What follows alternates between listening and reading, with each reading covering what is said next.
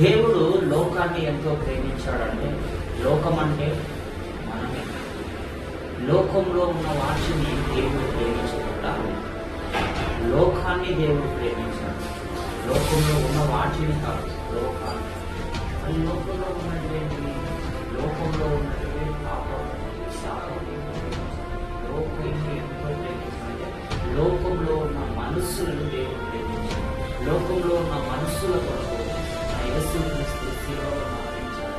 కానీ ఈ దినాన అనేకమైన ప్రజలు ఈ లోకంలో ఉన్న వాటిని ప్రేమిస్తున్నారు, కానీ లోక సంబంధమైన సుఖభోగాలను అనుభవిస్తున్నారు, కానీ లోకాన్ని ప్రేమించట్లేదు, దేవుడిని ప్రేమించాలి. దేవుడిని ప్రేమించిన వారు ఎలా ఉంటారు? లోకాన్ని ప్రేమించిన వారు, దేవుడిని ప్రేమించిన వారు కుటుంబంలో ఆశీర్వాదం పొందుతారు, కుటుంబంలో నెమ్మది పొందుతారు, కుటుంబంలో సమాధానం